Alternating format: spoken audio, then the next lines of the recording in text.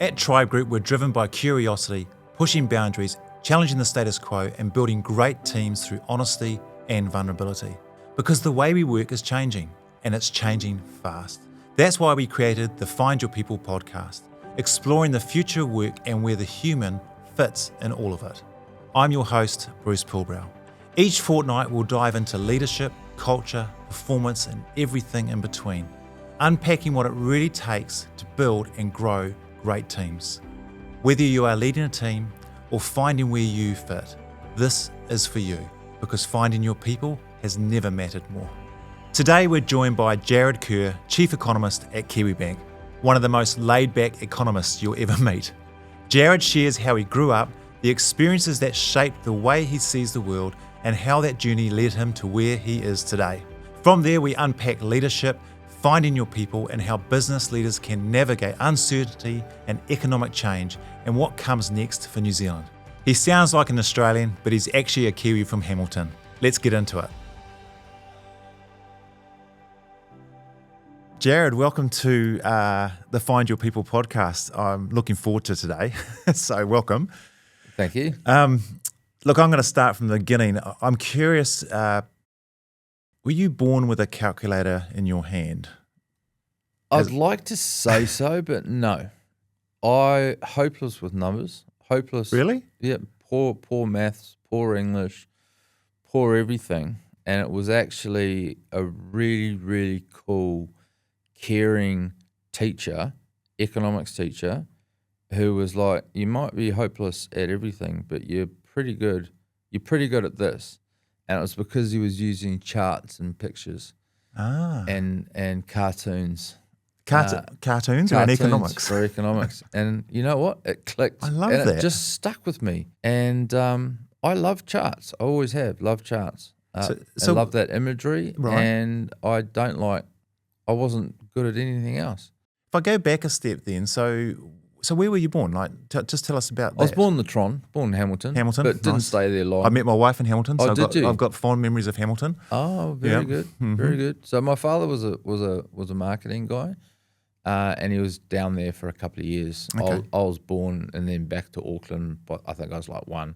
Right. And then grew up on the shore, sort of Browns Bay. Okay. Then moved out west, West Harbour. West is a good side. And then got the hell out of there and went to Australia.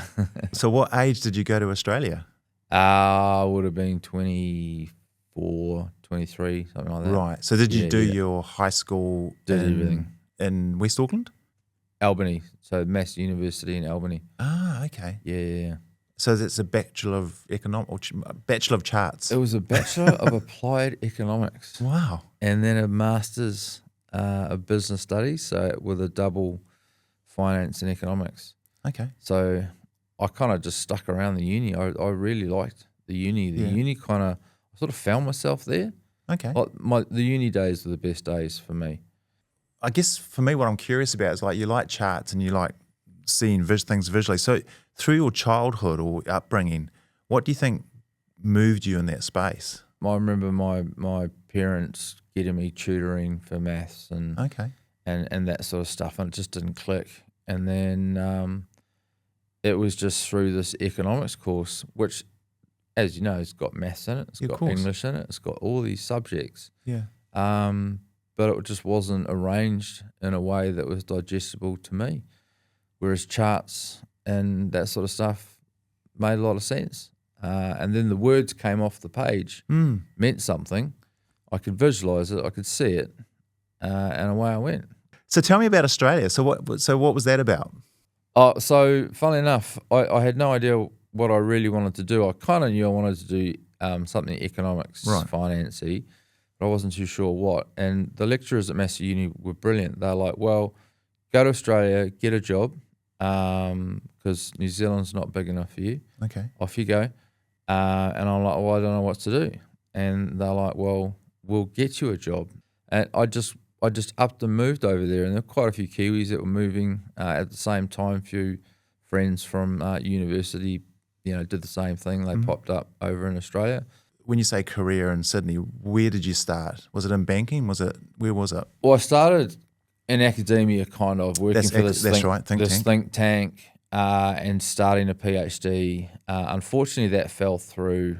As it turns out, there's a job in the paper, JP Morgan, Right. for an economist. So I rock up, not knowing not knowing much at all. They basically looked at me and said, Masters of Economics, in you come. We fought it out over 10 interviews. I remember standing in the hallway, and the guy who's just interviewed me just points to the other guy, and he says, "There's your competition Great. down there." Great for your confidence. He goes, "What do you why should we choose you?" I said, "If you like us so much, hire us both." Interesting. Yeah. Yeah. They didn't. Okay. But I don't know. It was the first thing that came out of my head, and I thought, you know what, it was a pretty good response. If I asked anyone listening to this podcast to just close their eyes and visualize what an economist is, the stereotype, you get this rock star image. No, well, I wasn't going to go rock star, but maybe. But when I first met you, I didn't put the two together as easily. I think there's just a lovely casualness and an openness, and I guess an ease about you that just doesn't fit my stereotype of an economist, which is very binary, black and white, A plus B equals C. I think we're all different, to be fair. I mean, I think all economists have their strengths and weaknesses. I've spent my entire career on a trading floor, so we're very different types of economists. Yeah. We are, in a very aggressive environment. It's very fast.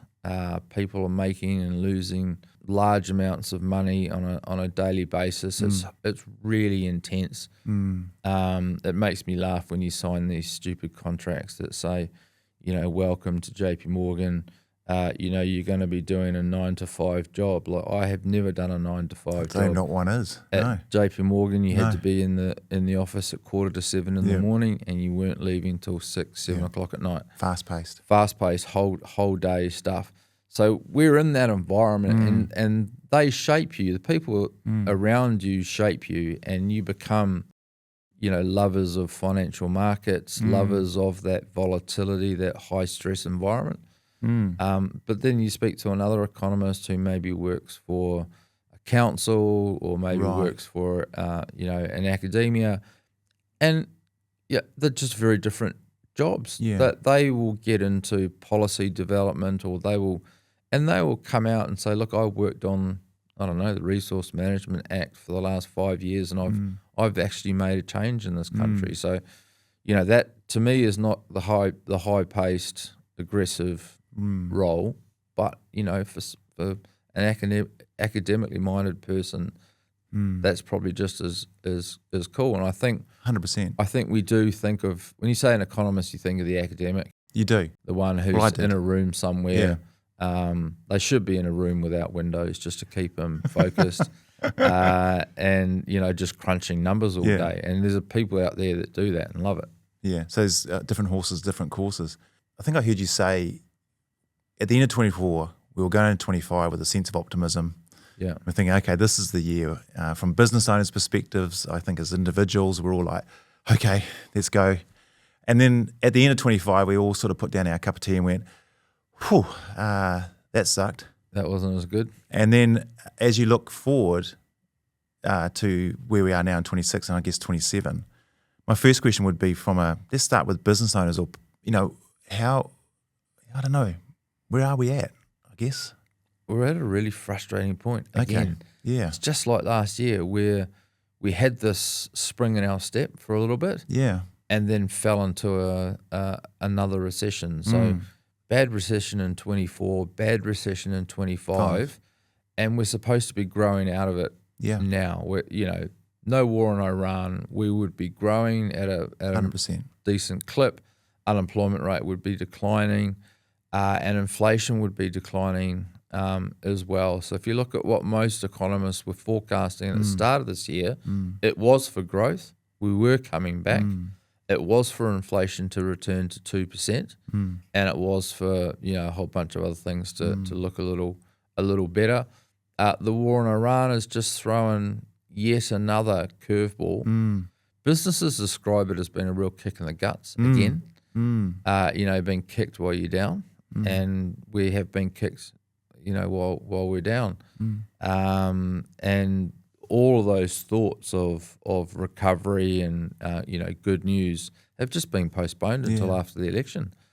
So, businesses are looking at us going, I don't know what to do right now. Has your inquiry gone up from businesses? Are they seeking advice? Yes, it has. The inquiry's gone up, but the deals and that sort of stuff haven't. Right. So we're hearing more. You're right. We're hearing more from people, but they're not necessarily executing on stuff. So we keep hearing of projects, particularly in construction, a bit of forestry, bit of retailing, that sort of stuff. There were things that were supposed to happen. They've just been postponed. Right. And we've heard of builders and that actually cancelling projects. So there's one builder who had 3 jobs that he was supposed to be starting now or a few weeks ago, and all 3 jobs are canned on him. Right. And that was work that he had from here till Christmas gone. Yeah, so that's real. And now he's had to lay off his workers. And that happened in a fortnight. It's because you're a charts guy. Well, do you ever step back and kind of go, how much is this cyclical over 5, 10, 15 years, Because I think a lot of young people who, if you think about people looking for jobs or businesses who are about to hire people, sometimes if they can take a broader view, they can see that there is a cycle. Yeah. And there can be a reassurance in that. If I'm a business owner and I'm looking at hiring people or building my business, how much of that is true at the moment versus the past? Yeah, it's difficult, right? Because we've had this really disruptive. My whole career seems to have been quite disruptive, to be fair. Like, I got this kind of little taste of what normal might look like from sort of 2002 or 3 to sort of 2006. Then we had the great financial crisis. Which was massive, right? I think massive crisis. It's one of those things that even with my kids, I kind of go, now's now, but that was like major banks that we trusted fell over. It was incredible. Yeah, but it was short though, wasn't it? Short and pain. Never experienced anything like it. The fact that banks stopped dealing with each other was just so crazy, like madness. Then we had what I call the age of regulation, where wave upon wave upon wave upon wave of regulation came through, basically tying down banks as tightly as they could. Right. That had ripple through effects throughout the economy. And there was all sorts of things going on. Debt became an issue in Europe, and then we had COVID, right? There was also an earthquake in there as well in Canterbury, but then we had COVID, and COVID was just another really bizarre set of circumstances. Couldn't see it coming, right? But at what point in history have countries locked themselves down like that? Well, only in wartime. That's right. So we had nothing to go by again. And then we come out of COVID and we're like, well, everyone's talking about getting back to pre-COVID levels on all these sorts of things, particularly tourism. And then you get hit with all these other shocks like tariffs last year and whatever. So what I'm saying, I don't think there's any sort of, you can't get too cute about this is a cycle that's we were in the early phases of recovery in this so-called cycle. But we've been in that early phase for the last 3 years. So yeah, I'm looking at the current state of affairs, and it is one of we need to start recovering. We're going to start recovering eventually, and for businesses to keep a very open mind. Right. But that's a hard thing to keep telling a business year in, year out. Well, especially when they're exhausted, fatigued from that. Fatigue, yeah. And then you get the realities of business having to lay off 3 people because they lost 3 jobs. So there's truth in the sense that it is hard. We come into 26. It's a year that's again started with a spit and a spat kind of. Yeah. It's like, are we in, are we out? And but you strike me as quite an optimistic guy, especially when it comes to these tough topics. I mean, we talk about money, right? It's very emotional, as I said before. I sort of heard someone say the other day that the fuel crisis hasn't really had the impact that they thought it would have yet. Are we waiting for a tidal wave, or are we just more mature and managing it better? What's your thoughts on that? I think there's a bit of both. I think we're Okay. definitely more mature in managing these things Yeah. a bit better. I think businesses are incredibly able to adapt. Yeah. And Kiwi businesses do that really well. I mean, we've, like I said just before, we've been through so many shocks. There's a and these resilience there businesses, built. Yeah. Huge resilience. The ability to step back and go, okay, this is tough times. I'm going to do this, that, the next thing. So they've got, a lot of them have got plans for as they come into these sorts of things. They've got good relationships with, say, their bank, for example.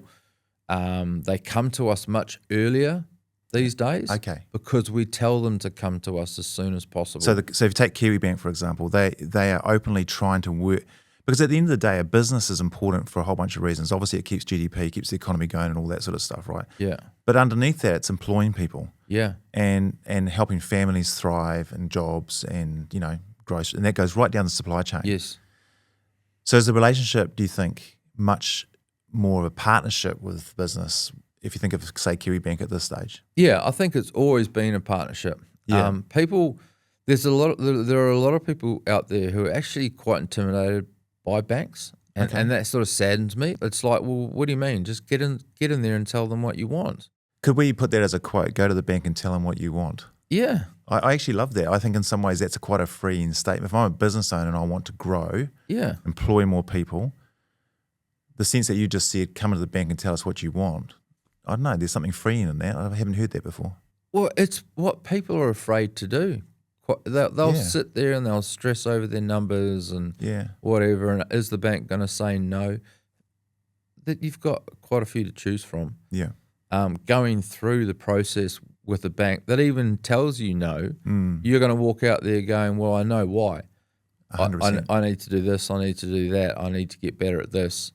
And so the next time you go into the bank, they'll say yes. And they really want you to succeed. The other thing that gets me is, bankers are against the people. No.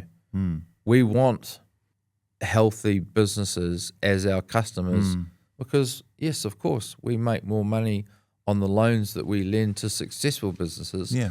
And unsuccessful businesses, we potentially lose money. So I don't understand why. Why would you want it to be unsuccessful? Why would we want unsuccessful businesses? Yeah. No, we don't. I guess getting back to what the core of New Zealand is, that it is a great country. It has huge potential. I think we've lost our mojo a little bit. Probably lost our spirit a little bit. Yeah. But as an economist, how would you frame that? So if I'm an individual looking at a career right now, how would you frame that at the moment from a Kiwi's perspective?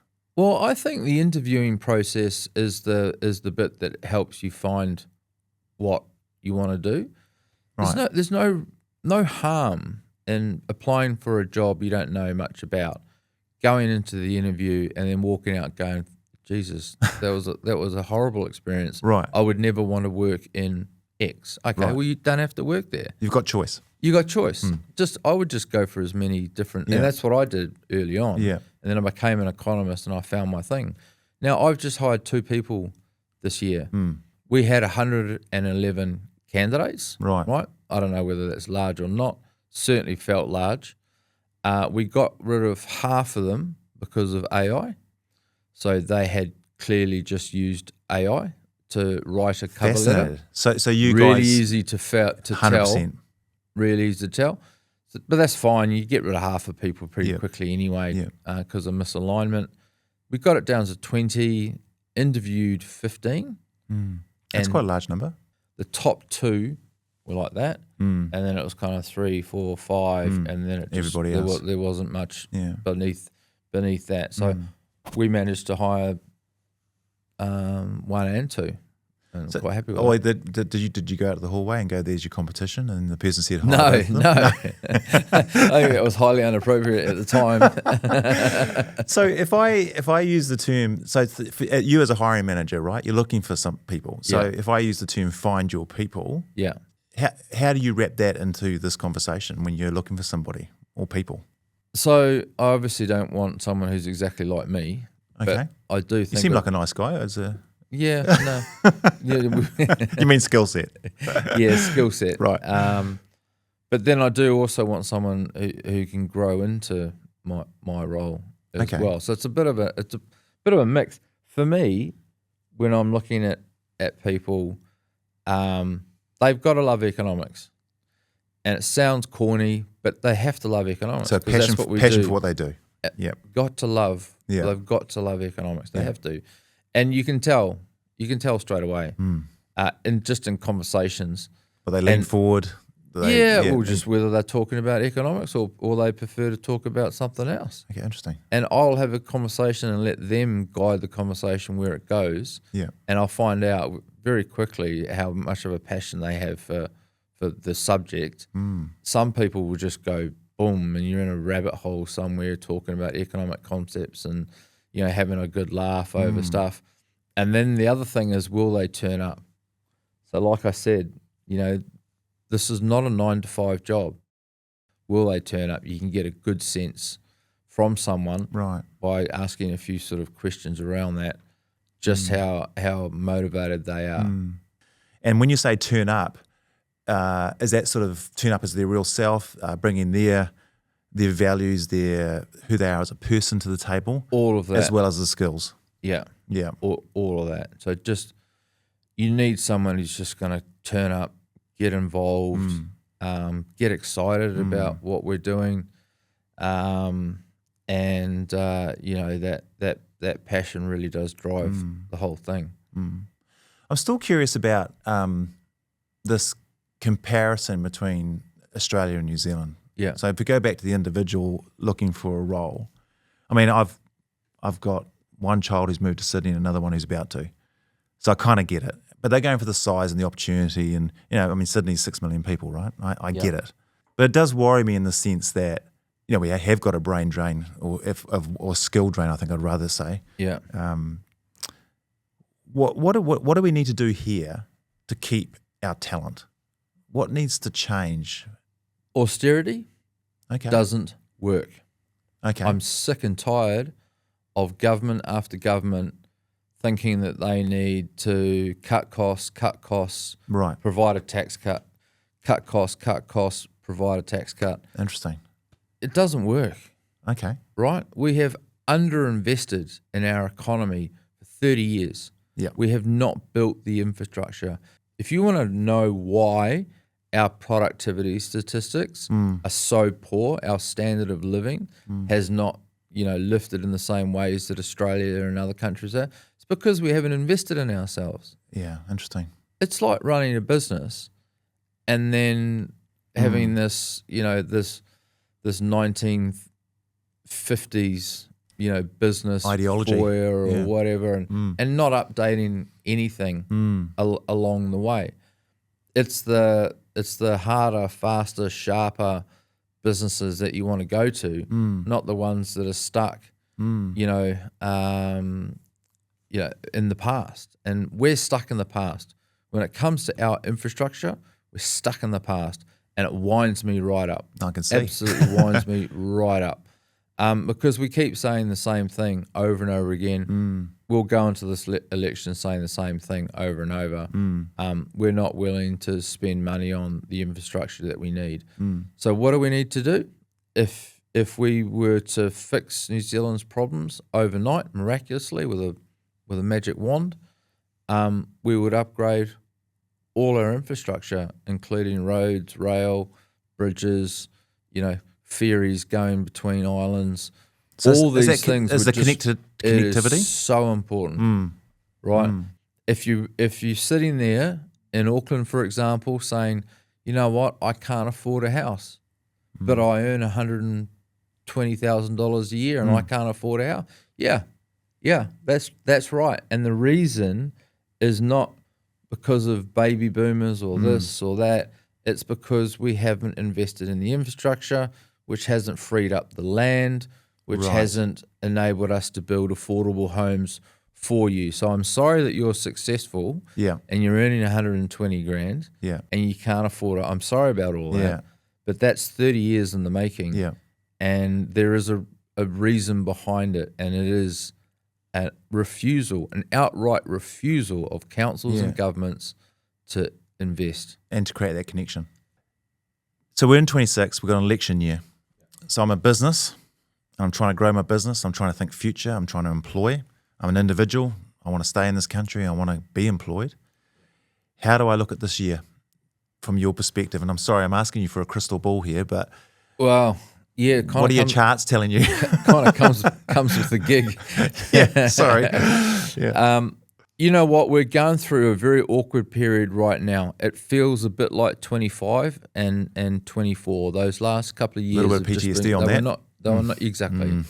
We don't feel too good. You get the shiver up the spine, but these things don't last forever.